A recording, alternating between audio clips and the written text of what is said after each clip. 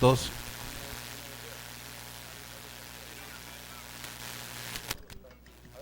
Hola, dos. No. Unos. Ahora sí, ahora sí, ahora sí, ahora sí. Que vive orgulloso de tu suelo, de tus costumbres y de tu tradición. Del que vive orgulloso de tu suelo, de tus costumbres y de tu tradición.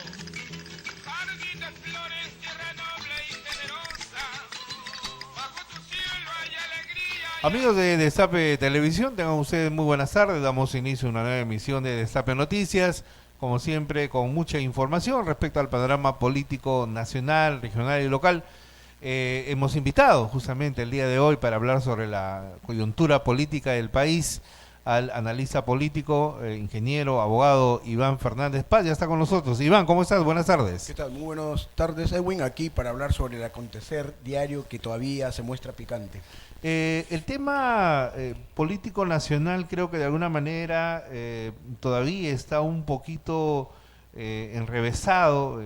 Hay algunas dudas respecto al tema de lo que el Congreso tiene o tendría que hacer, y que en la medida que la gente todavía no digiere bien esto de la comisión permanente, ¿cómo explicar, haciendo uso de la pedagogía política, Iván, lo que está pasando actualmente con posterior a la disolución del Congreso y con el funcionamiento de la comisión permanente? En primer lugar, hay que decir que todos son excongresistas. Les guste o no les guste, no se puede retroceder, ¿no? Hagamos una hipótesis de retroceder las cosas a una semana atrás y vemos que se generaría un caos peor del que estamos ahorita, ¿no? Aunque ya estamos calmados. La situación es que ante una eventualidad de un cierre del Congreso, los constitucionalistas del año 1993 preveyeron en la Carta Magna, en la Constitución Política del Estado, se proyectaron al futuro de ver una posible situación en la cual se disuelva el Congreso.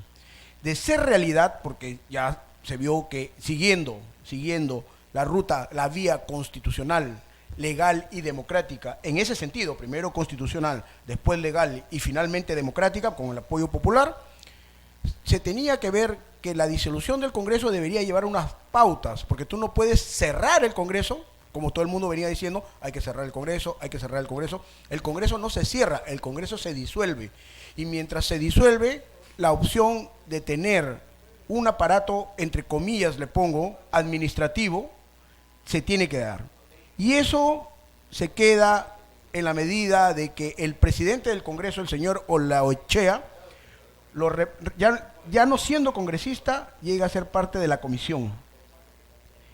La comisión que se queda ahí con 27 representantes, me creo que quedan ahí, que son las primeras cabezas de los partidos políticos, que son los voceros o delegados de los partidos políticos, para establecer como si fuera, por si acaso, porque no está muy bien normado eso, como si fuera prácticamente una mesa de partes, hasta que el nuevo Congreso se instale por la vía normal.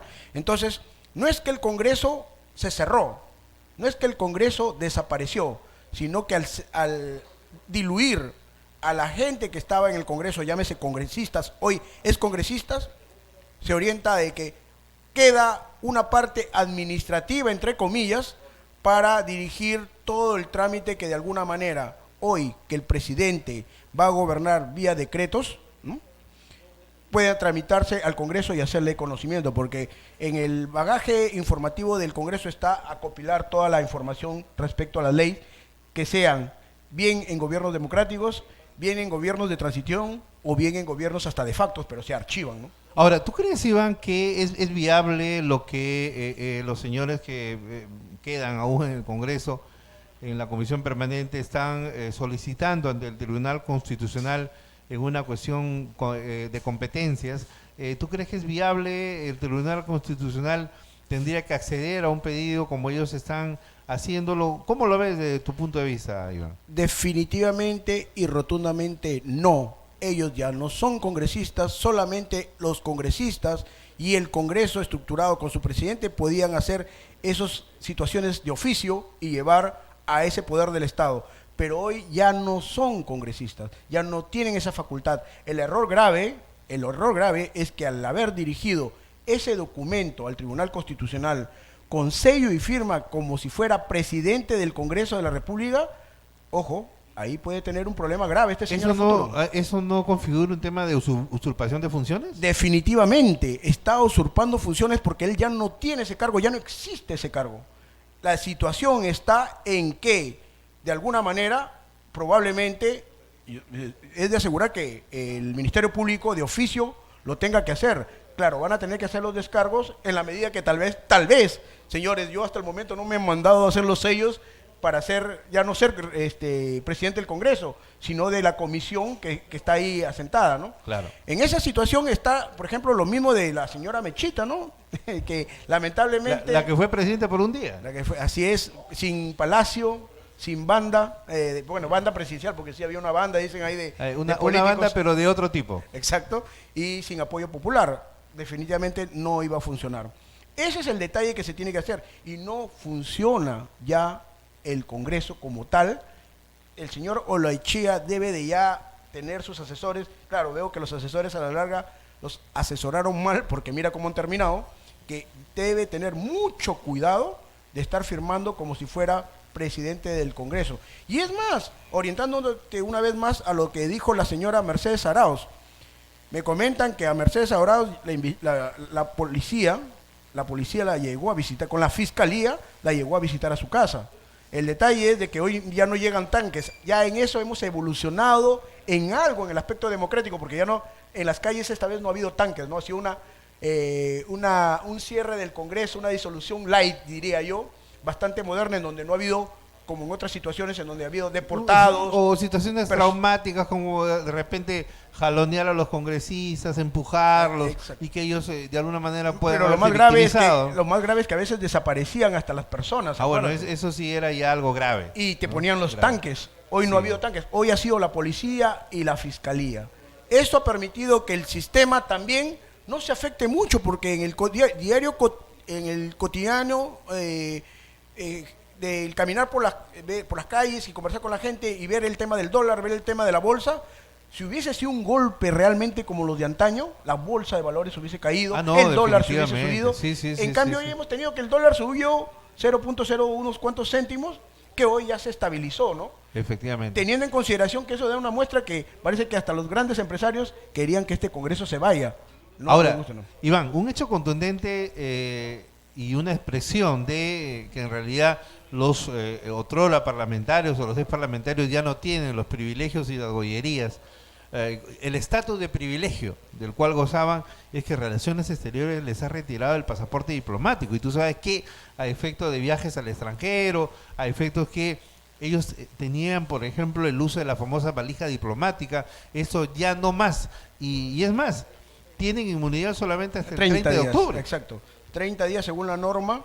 Acuérdense que esto está normado, sí, que ellos tienen solamente inmunidad hasta el 30. Ya me comentan que las fiscalías a nivel de todo el país están advertidas de tal manera de que deben de estar atentas y alertas a que pasados los 30 días, 31 días, obviamente va a haber bastante prisión a bastante gente que ha estado metida en la política y que hoy más que todo se les conoce sus nombres, pero también se les conoce su codinome. Claro, con ese tema de los codinomes está quedando incluso aún más claro que hay muchas de estas personas que han estado pues en el filo de la navaja, ¿no? O se han movido de manera sinuosa en situaciones realmente sórdidas. Yo quisiera que me permitas hacer una observación, un comentario respecto a que mucha gente aún está un poquito, claro, es obvio que desconocen el tema en realidad. Y un tanto confundida y hay también, ¿no? Y fue una apreciación que inicialmente dije, ahora que la señora Mechita renunció, que se vayan todos. Cuando ya de manera fría, más técnica, objetiva, empiezo a ver el panorama, es que yo le explico a las personas que hoy ya no se pueden ir todos como inicialmente fue. Supuesto. ¿Por qué les cuento, no? Porque cuando el presidente de la República, en su mensaje a la Nación del 28 de julio pasado, comentó que sería bueno que se vayan todos, también después al día siguiente se se diluyó una situación orientada de que si se van todos, si nos vamos todos, nos vamos con el beneficio de seguir con la inmunidad Así durante es. 5 años y no iban a tener inmunidad. O sea, le estaban dando, entre comillas, bastantes gollerías para mantenerse alejado del tema de justicia. Y bien es cierto, vemos que el presidente, siguiéndote los cánones constitucionales paso a paso y las normas que de alguna manera son concordantes a esto, se orientó a que varias veces el presidente decía, nos vamos todos, nos vamos todos, nos vamos todos, pero ellos no quisieron irse. Cuando el presidente ya mete el asunto de la confianza, es ahí donde cambia el panorama, porque el irnos todo era consensuado, te vas tú, nos vamos yo, está bien, hasta la señora Mercedes Arauz, pero la idea era de que si yo como presidente me iba, ya se sabía que la señora Mercedes Arauz asumía, porque ya eso se lo había comentado ella, entonces no nos íbamos a ir todos. El detalle es de que ahí la estrategia muy bien jugada de manera extraordinaria del señor Salvador del Solar, en el cual pues se puede decir que Pantaleón sabe cómo, en las películas de Pantaleón y la visitadora, sabía cómo manejar un prostíbulo, pues algo similar lo hizo, ¿no? Entonces, en ese sentido, entró y todo el mundo pudo verse que el no permitirle el ingreso al interior del Congreso de la República, al hemiciclo, ya realmente rompió todos los esquemas, ¿no? Donde se veía, todo el Perú vio cómo las cámaras apuntaban hacia la puerta en donde él quería ingresar y prácticamente se la cerraron abruptamente. Ya eso era perder todo delicadeza, cortesía, protocolo dentro del No, y Congreso sobre de la todo una muestra de una intolerancia absoluta, ¿no? Porque lo mínimo que se podía haber permitido es que el señor pase y diga lo que tenía que decir, pero eso de cerrar las puertas, de decir, oiga, le vamos a dar 10 minutos, como quien dice, hable lo que quiera, pero durante 10 minutos y luego se va. Mientras tanto, ellos no se querían ir. Entonces, Así hoy es. ya los disolvieron. Funcionó todo de manera muy organizada. No se perdieron, por parte del Ejecutivo no han perdido los papeles y han hecho las cosas con bastante, me imagino, asesoría legal. No, constitucional, definitivamente. ¿no? O sea, esa junta de juristas, de personalidades del derecho que tienen mucha experiencia en el tema, me imagino que han dado las salidas adecuadas y debidas a efectos que este proceso no falle. Te comento, en nuestra oficina, casi los jueves, a veces viernes, nos reuníamos con un grupo de amigos, algunos de ellos ya abogados, otros estudiantes de Derecho, y debatíamos esa situación y nos partíamos de alguna manera la defensa, ¿no? Tú defiendes a los congresistas, yo defiendo al Ejecutivo, y generamos hipótesis. Y yo te digo que casi el 90%, por no decir más, habíamos acertado cómo se iban a dar las cosas en realidad, qué es lo que iba a poner de trabas el legislativo y cuál es la jugada que iba a hacer el ejecutivo y el legislativo y cómo iba a haber en este tablero de ajedrez entre comillas, en el cual las movidas eran sumamente importantes y en la cual cualquier movida era un jaque de una parte, jaque de otra parte, hasta llegar a un jaque mate, y tanto es así que tú me invitaste hace unas 15 días atrás. Más o menos 15 días Y yo ya atrás. te venía comentando de que nosotros vamos, que sí se puede diluir el Congreso por la vía constitucional, legal y democrática. Constitucional, ¿por qué? Porque la Constitución te da unos parámetros establecidos, taxativos, concretos, de cómo disolver el Congreso. Esto era cuando a dos gabinetes no les daba la confianza con el... Ahora, Iván, ¿y tú crees que la juramentación de ese nuevo gabinete, con la presencia de personalidades, de alguna manera con luz propia, como el ministro de Relaciones Exteriores, que es un diplomático de carrera con 30 años de experiencia, él ha tenido que ver en este tema el litigio marítimo con Chile, últimamente ha estado como embajador del Perú en la ONU, el ingreso de Petroschi en el Ministerio de Cultura y sobre todo lo que significa el advenimiento de una funcionaria, una tecnócrata de 34 años, pero que tiene ya cerca de 10 años de experiencia en la gestión pública, ¿Tú crees que eso de alguna manera refresca y oxigena el Ejecutivo? Definitivamente. Ahora, era necesario establecer el gabinete y poner a la señorita que ha trabajado en la parte del Estado, ¿no? Con esa edad que obviamente ya ha venido trabajando y que tiene credenciales, veo que ha estudiado en Estados Unidos. Ella Tiene es una economista maestría. de la Universidad del Pacífico, pero tiene una maestría en Harvard. Así es, que no es cualquier universidad. No, El definitivamente. detalle es que ahora tú lo que sabías en teoría, vamos a la práctica, pero ten en cuenta que el solo hecho de mantener una economía estable, no creciente, ¿no? Pero sí estable, ya es Efectivamente. una ventaja. Hay que darle el beneficio de la duda y hay que decir una cosa muy importante. En la medida que a ella le vaya bien, nos va a ir bien a todos. Definitivamente, si a la economista le va bien en todas sus gestiones orientadas a que el país no caiga, nos va a ir bien a todo el Perú. Como decía por ahí, sí, pero la edad de este economista que por aquí, por allá, le digo, a esa misma edad, casi a esa misma edad, Alan García ingresó a presidencia de la República y mira cómo nos dejó, ¿no? Además, también tienes mucha experiencia como el señor Kuczynski, mira dónde está. O sea, hay unos contrastes de alguna naturaleza que no quiera decirse que por ser joven, en realidad no se conozca el asunto. Es más, el joven tiene el beneficio del empeño, de querer hacer las ganas, de decir, oye, ¿sabes qué? Yo quiero hacer un futuro mejor para mis hijos, que se van a quedar en el país. Tal vez cuando tú ya eres un economista ya muy recorrido, tal vez las cosas ya no te lleven, te den indiferentes, como el caso de la época de Belaúnde, que tuvo muchos años a este economista bien conocido que finalmente falleció, Ulloa, Manuel Ulloa Elías, que hacía unas el cosas popular ya, cara de flecha. así es, pero ya hacía unas cosas como diciendo ya que venga lo que venga, ¿no? Pero además aquí, con la cantidad de plata que tenía también, que ya no, definitivamente, ya. muy En poco cambio, le interesaba. démosle el beneficio de la duda y esperemos, realmente esperemos, que la señorita tenga éxito en su gestión, porque eso sería el éxito de todos los peruanos.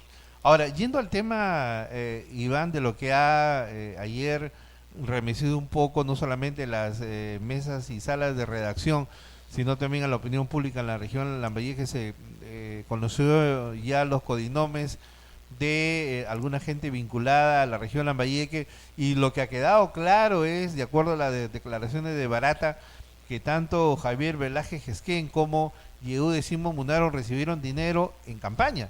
Ellos tuvieron el apoyo directo de Odebrecht en campaña, y ese es un tema que yo creo que tiene para rato, ¿no? Recién empieza, Recién empieza, teniendo en efectivamente. cuenta de que esto, si ya, lo que pasa es de que se ha filtrado cierta información previa, un día antes, de la prensa de mismo Brasil, de Curitiba en Brasil. Hoy ya la fiscalía lo trae. Lo que pasa es que la gente también tiene que conocer que esto se maneja en un tema concreto de objetividad. No es porque lo que dice la prensa o lo que me dijo fulano, sutano y mengano, sino traer la documentación firmada, concreta, real, precisa, de que el señor fulano de tal, con nombre tal, que viene de la ciudad de tal, con el codinome tal, recibió dinero y ya. Ahora, para proceder a la acción penal. Todavía aquí, obviamente, como acabas de decirlo, esto empieza. Vamos a ver, en la medida de que yo estaba analizando, y tal vez lo que voy a decir no le va a gustar a todo el mundo, pero Odebrecht le echó un favor al país porque ha destapado cosas que toda la clase política ha caído. Claro, es como en el caso de los Vladivideos, o sea, si no hubiera sido porque este señor Vladimiro Montesinos tenía la costumbre de filmar todo, o a todos los que llegaban por la famosa salita del zinc, jamás se hubiera conocido cómo es que se dio la corrupción durante el periodo del fujimorismo, ni quiénes eran aquellos que recibían el dinero contante y sonante. Y otro detalle, si no hubiese reventado el escándalo de Odebrecht, ahorita estuviéramos en que los congresistas podrían haberse reelegido de nuevo. Efectivamente. Y seguiríamos sobre lo mismo de siempre, con los mismos problemas de siempre. Hoy, con el escándalo de Odebrecht, ya se sabe quiénes son los que recibieron plata, quiénes son los que se han vendido en contra de los intereses del país, y cómo se ha manejado con los niveles de corrupción al nivel político para que poco a poco se llevaran la plata de todos. Esto, tarde o temprano, les va a pasar la factura, y creo que ya más temprano que tarde, ¿no? La situación es de que, si bien es cierto, esto fue una cuestión aberrante a nivel, no solamente del Perú, ¿no?, de América Latina, porque Odebrecht ponía a los presidentes. Te hago un paréntesis, ¿no?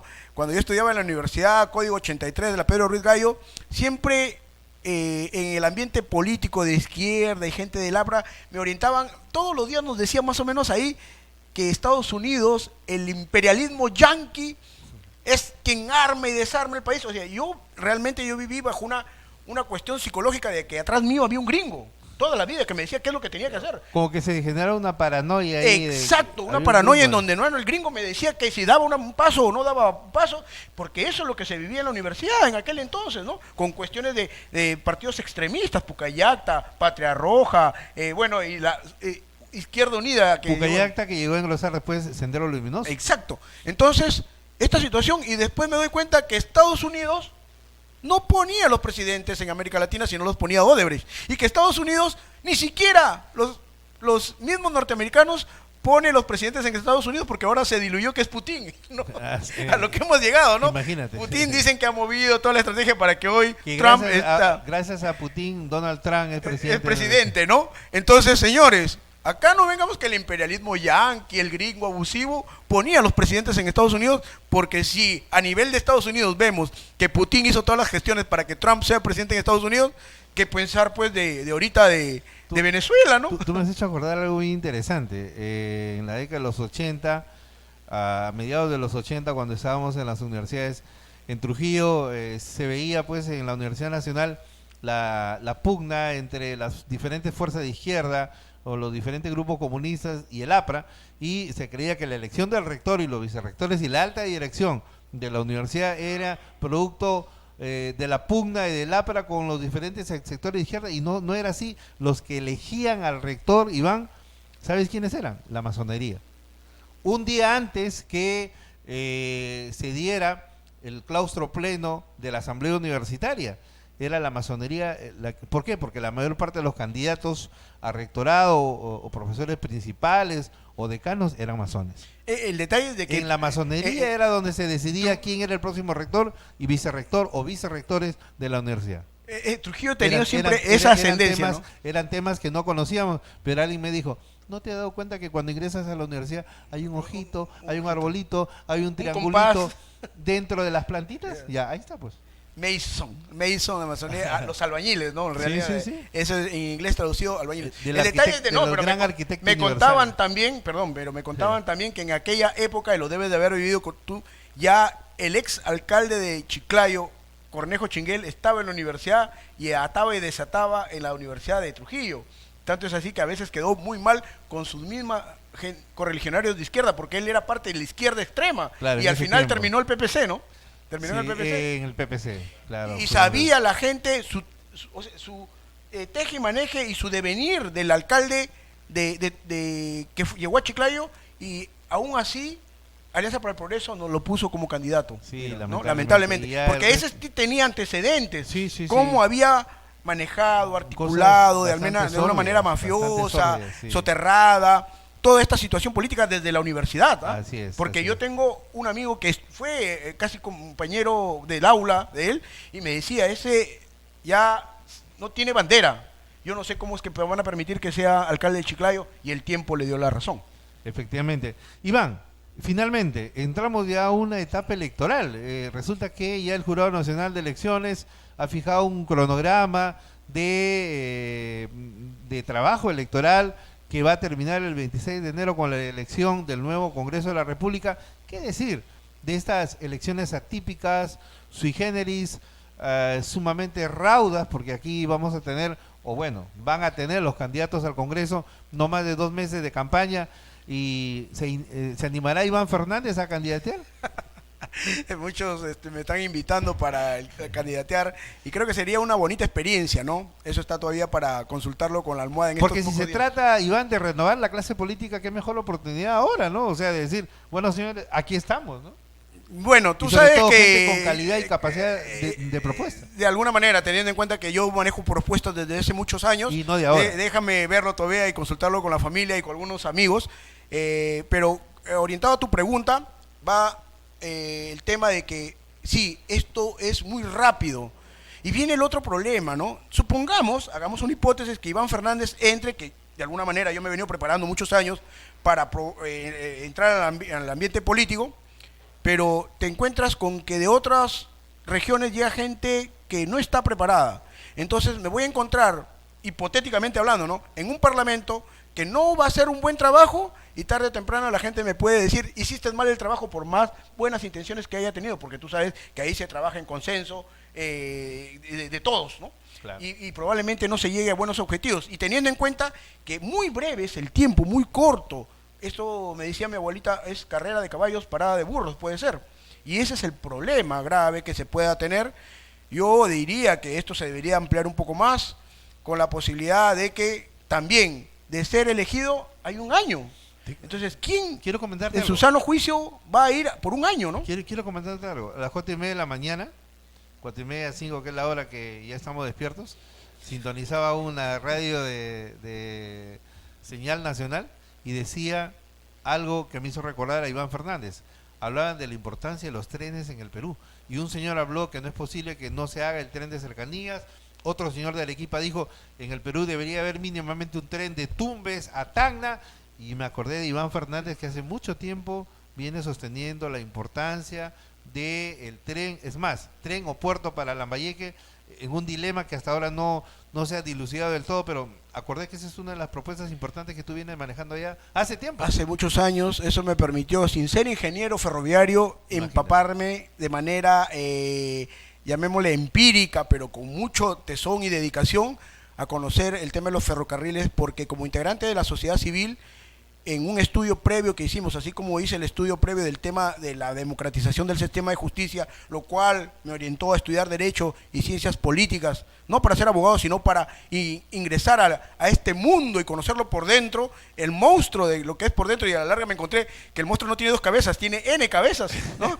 En el tema ferroviario encontré algo muy interesante, que es una frase yo orientada a este tema. Así como las carreteras son las venas que irrigan un cuerpo, las carreteras, las vías de comunicaciones son las venas que irrigan un cuerpo, y en analogía es un país, el ferrocarril, la vía férrea, es el sistema nervioso de una nación.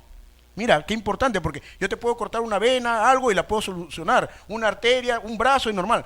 Pero el sistema nervioso, columna vertebral de una nación es, si yo te afecto la columna, te dejo Es grave inválido. e irreversible.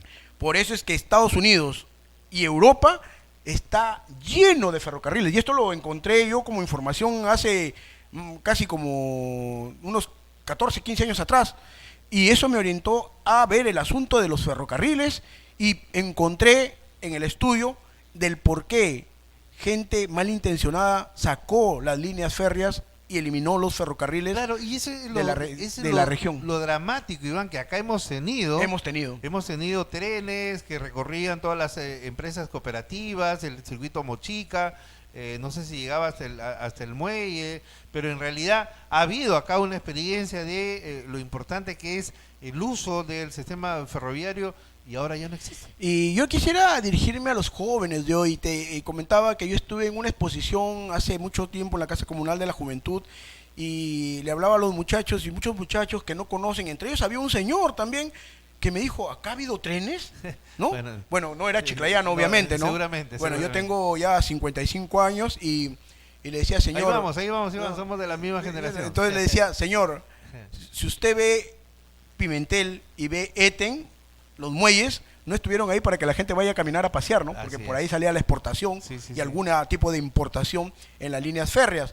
Y si usted va a las ex cooperativas agrarias, y entrando va a ver que en cada una de ellas, en su ingreso o en medio del parque principal, siempre hay un ferrocarril. No es que lo compraron para ponerlo de adorno, sino que era una maquinaria que fue en su tiempo funcionando, estuvo operativa, ¿no? Y esa máquina tiene un espíritu de haber creado riqueza en el transporte en esa región, ¿no? ¿Qué tal visión de los varones del azúcar, no? Yo creo que aquí habría que, de alguna forma, aunque parezca esto un contrasentido paradójico, felicitar a los señores Hildemeister, a los señores Piedra, a los Aspíllaga, a los Pardo, porque justamente con una visión extraordinaria de futuro generaron este sistema. Claro, el detalle también está en la vinculación que ellos tenían, que la exportación de ellos iba a Inglaterra, el azúcar, llevando chancaca, Exacto. melaza, azúcar y ron. Y ron. Y Sí. también después los derivados de ellos. O sea, El le detalle dio es un de valor que, agregado a la producción del sí, pero azúcar. el detalle es de que hubo una vinculación, encontré en que como ellos les vendían a Inglaterra, entonces los fabricantes de la mayoría de maquinaria de los trenes son de origen inglés. Sí. Ahí hubo una conversación. cierto- Yo te doy un tren y tú me bajas en los precios o algo así perfecto. por el estilo. Sí, sí. Eso permitió que se haga una realidad en el tema de los ferrocarriles acá, donde, como le dije inicialmente, también debes de entender el pueblo es de que cuando hay una guerra, lo primero que te ataca el enemigo son las vías férreas, porque con eso te detiene el país. Ya con eso te da una orientación de qué tan de qué importante importante es. son los ferrocarriles. Y en eso debemos de hacer hoy, retomar, que los muchachos de hoy conozcan que Chiclayo es Chiclayo, gracias a que aquí se daba el cruce de ferrocarriles donde queda hoy el Banco de la Nación, era la estación de los ferrocarriles que iban Yo te digo algo bien a Eten, claro. Sí. y atrás de la SUNAR era el ferrocarril que llevaba a Pimentel. Mira, yo te digo algo bien claro y sencillo, Iván. Si tú entraras en campaña en el más corto plazo, solamente con estas dos banderas de democratización de la justicia y la implementación del sistema ferroviario para la región de Lambayeque, suficiente. Bueno, ¿O me equivoco? yo creo que el detalle es que la gente pide ahora de todo, ¿no? Que Bueno, legisle no, de ya. todo. Y yo soy muy... Dale todo el menú completo, Claro, yo pero- tengo algunas cuestiones muy específicas y bien Exacto. estudiadas que de alguna Pero estas manera... son banderas muy interesantes. Sí, ¿eh? bueno, eso es lo que me han venido diciendo muchos, pero muy poca gente a veces conoce de lo que nosotros hemos venido haciendo. Hoy Efectivamente. soy integrante de la... Estás en la directiva de la sociedad civil sí, de la región. y encargado de proyectos. Ah, justo qué de eso. bueno, justo en tu tema.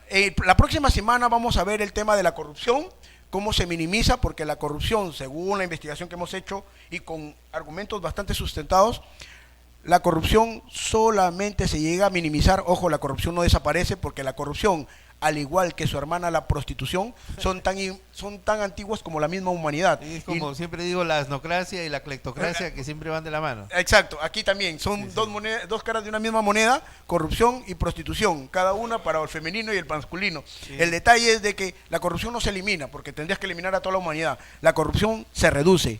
Quien te diga que puede eliminar la corrupción está mintiendo. Se puede reducir. Y cuando nosotros hemos hecho la investigación acuciosa respecto a cómo reducir la corrupción, esta se orienta de que la única forma para reducir la corrupción de manera efectiva es la participación del ciudadano. ¿Dónde? En el sistema de justicia. Para eso hay que democratizar el sistema de justicia. La democratización del sistema de justicia tiene dos pilares: elección popular de magistrados y el juicio por jurados, donde el ciudadano dice culpable o inocente, y la elección popular es donde el pueblo, como lo dice la Constitución Política, en su artículo 139, inciso 17, debe de haber elección popular de magistrados, de acuerdo a ley que hasta ahora, del año 93, a la fecha nunca se ha hecho, pero nosotros ya tenemos la ley armada. Sobre ese tema y otros más, Iván, yo quiero comprometerte para que la próxima semana sigamos conversando, obviamente, de acuerdo a tu disponibilidad de tiempo, ver día, bueno, la hora ya se sabe, pero ver el día adecuado, apropiado, y quiero agradecerte por estar hoy con nosotros. ¿Cuál es el mensaje final que darías a la región Lambayeque? De igual manera, el detalle es de que si quieren averiguar más sobre lo que hemos conversado aquí, Eso es que yo creo que es bueno. está en nuestro blog que se llama ProTren Lambayeque, el aspecto de ferrocarriles, y Projurados, nuestro blog Projurados, si lo pones en el Google, ProTren Lambayeque o Projurados, vas a encontrar Ahí está toda la abundante información. a lo que hemos venido haciendo, no de hoy, ¿no? Sino desde hace ya Hace casi muchos 20 años, años. Así muchos es, 2 años están décadas existiendo.